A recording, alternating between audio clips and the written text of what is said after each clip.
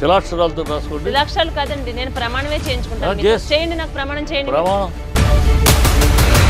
అసలు ఏం జరుగుతుంది తెలుగు ఇండస్ట్రీ?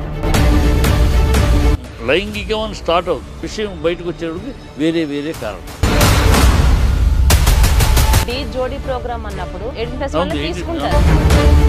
రేప్ చేసిన వాడితోటి ఎలా ప్రయాణం చేసావు, ఎలా అతనితో అసిస్టెంట్గా పనిచేసావు, ఎలా నువ్వు హీరోయిన్గా అతని హీరోగా సినిమా ముహూర్తం చేసావు.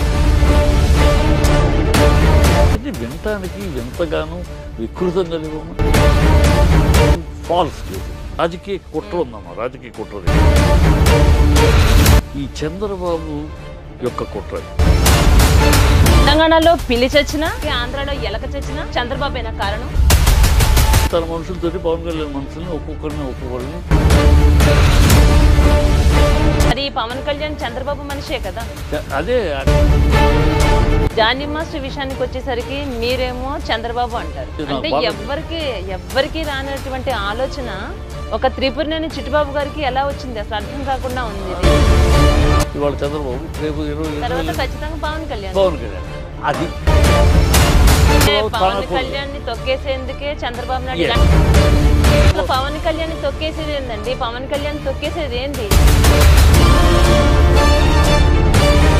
ఈ పెద్ద గీతని తగ్గించామనుకో, ఆటోమేటిక్ ఈ చిన్న గీత పెద్ద గీత. ప్రయాణం చేయకోకుండానే ఈ రోజున తను డిప్యూటీ సీఎం అయ్యారా పవన్ కళ్యాణ్? 2018లో స్పెషల్ స్టేటస్ ఇవ్వలేదనే కదా బీజేపీతో విరోధం పెట్టుకుని బయటకు వెళ్ళావు. జగన్ వస్తే కార్యకర్తలు అరెస్ట్ చేస్తే అదొక కమోషన్ అవుతుంది. అప్పుడు క్రిస్టియన్ హిందూ. ఇది ఎంత మానవత్వం అని జగన్మోహన్ అంటున్నారు. మరి ఇదే మానవత్వం అసెంబ్లీలో చంద్రబాబు భార్య గురించి మాట్లాడినప్పుడు ఈ మానవత్వం ఎక్కడికి పోయింది? పవన్ కళ్యాణ్ ముగ్గురు భార్యల గురించి మాట్లాడినప్పుడు ఏమైపోయింది? ఇదే మానవత్వం కోడికత్తి విషయంలో ఆ చిన్న పిల్లాన్ని వేధించినప్పుడు ఈ మానవత్వం ఏమైపోయింది? మరి చిట్టుబాబు గారు ఎవరికి భజన చేస్తున్నారు అనుకోవాలి.